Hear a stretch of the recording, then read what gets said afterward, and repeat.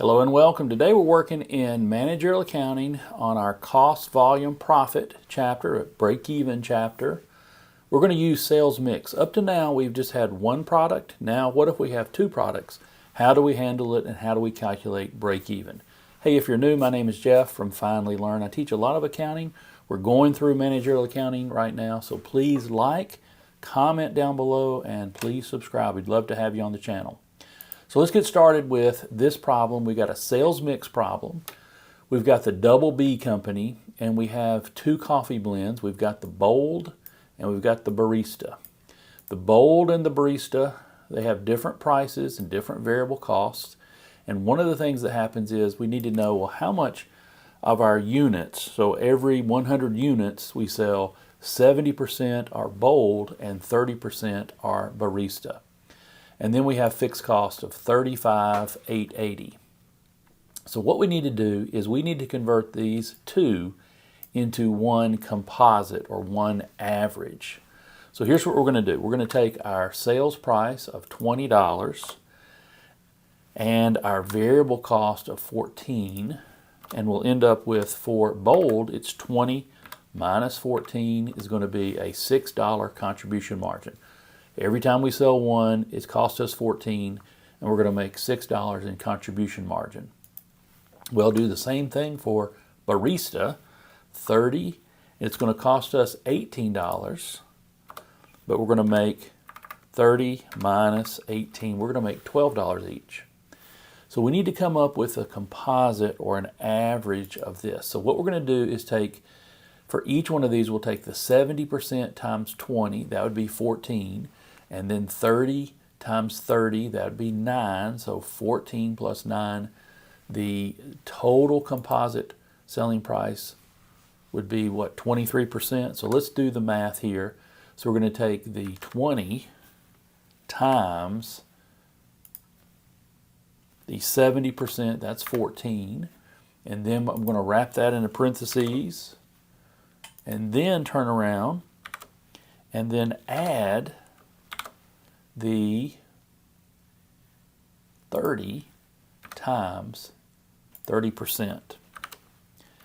So 23 is our average selling price. Now, there's a little bit faster way of doing it on Excel. There's a formula called sum product. It would take the 70 and 30 times the 14 and 18. So let me show you how to do that, just because you're going to use Excel. So sum product.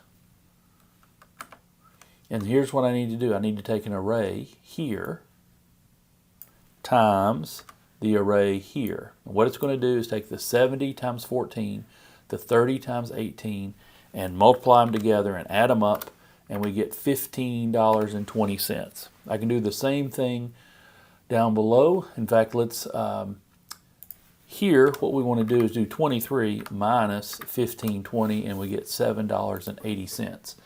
That should be the same as if I did sum product. I could take the 70 and 30, comma, times the 6 and the 12, and it should not be a different number. It should be $7.80.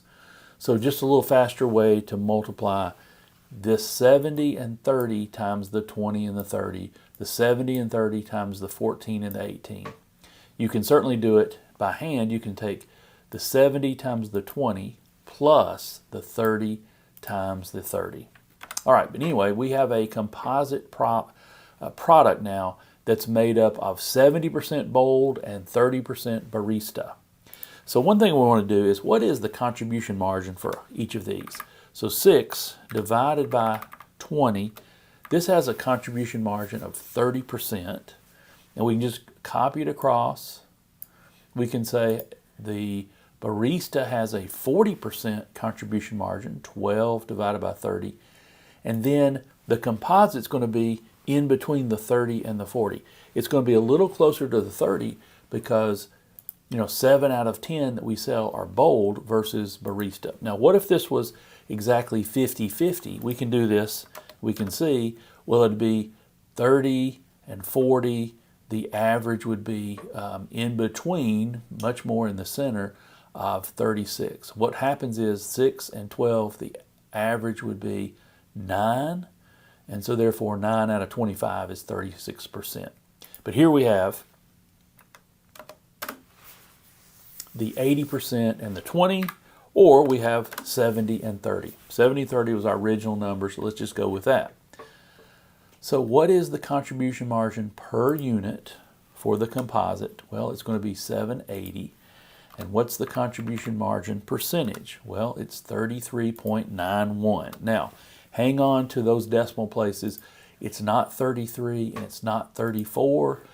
Use 33.91%, 0.3391, and you'll be much better. You don't have a rounding error. We don't want a rounding error. All right, so what's the break-even point? We're going to calculate this just like it is a single product. We're going to take our fixed cost, break even in units,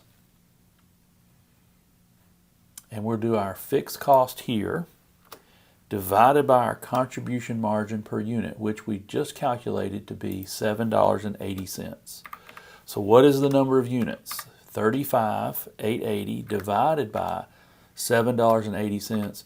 We have contribution margin per unit, break even in units of 4,600. Now, hang on to decimal places and see, does it come out evenly? Now, I made it where it would come out evenly, but you can't assume it's going to come out evenly. You can't assume that this is 4,600 even. So look at the decimals, and if we see, hey, this comes out evenly to be 4,600. All right, so I'm going to hang on to a couple of decimals just so you can see. When we do break even in dollars, 35.80 is our fixed cost, divided by our contribution margin percentage, which is 0.3391. I'm going to hang on to decimal places here, and this will not come out to be even dollars. 35,880 divided by 33.91%, and we're going to see that this might be, well, 105,800. Looks like it might come out to be. I didn't think it would. So always trust but verify. Verify, make sure you can see what's going on. So show a couple of decimal places. Now, what is the break even in units? Well, we just calculated break even in units to be 4,600. What's the break even in dollars? Well, 105,800. Here we can get rid of the extra decimal here because we know we have some confidence in that. Well, we have an extra question that we haven't had before. How much will be bold versus how much will be barista? Well, 4,600, we're assuming that it's 70 and 30. So what we're going to do is we'll say, hey, bold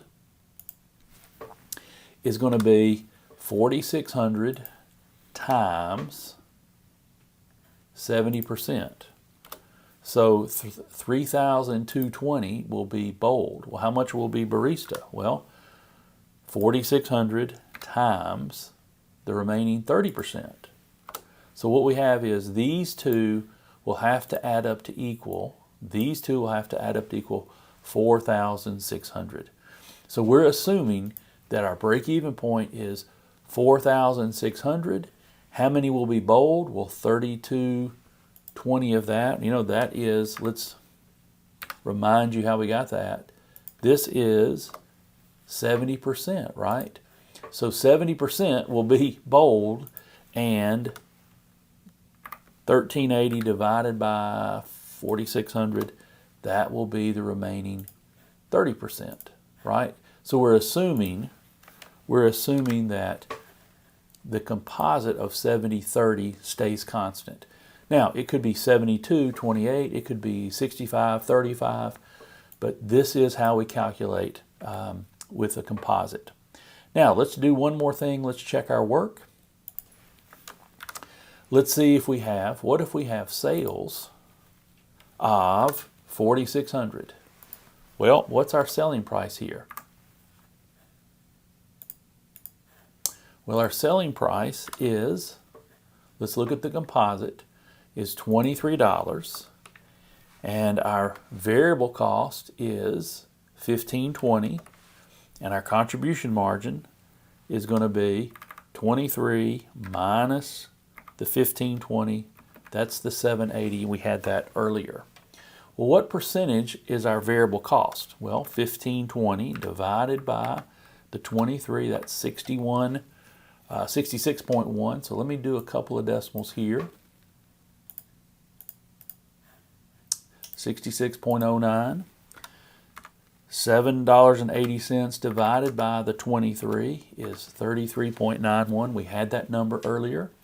And our fixed cost is given way up at the top, 35,880. All right, our sales price is 23 times 46. So we have 105,800. Our total variable cost would be 105,800 times the 66%, or we can take the 4,600 times the 1520.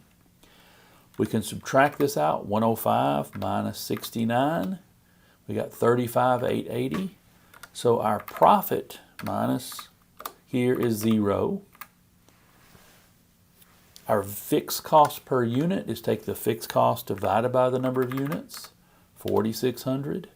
This will be 780 minus 780 is 0. And we do the last thing with the percentages. So we have 35,880 divided by our total sales. It's 33.91, and subtract that out. We're going to get 0. Now we can do target profit based on this. And so if we had a target profit and we have to sell 5,000 or 5,500, then we know 70% would be the bold and the 30% would be barista. But this is how we handle the sales mix. So what we do is we pretend like it's just one product that's made up of 70%, 30%. Now, one reason why I use Excel is because I can change this. Well, what if it's 75% and 25%? Well, what happens is the break-even in units will go up to 4,784 rather than 4,600. And because I built it all along the way, we can prove this and see how this works. You can set up a template and then calculate all the things you need to do with this sales mix. And if the sales mix goes to 60-40, then our break-even would go down from 4,600 down to 4,271. So this is how you solve the sales mix problem. I'll put it back to 70%. And now we have it. Now you know how to do it. Hey, thanks for watching. Hope this is helpful. Please like, comment, subscribe, and hey, we'll see you on the next video.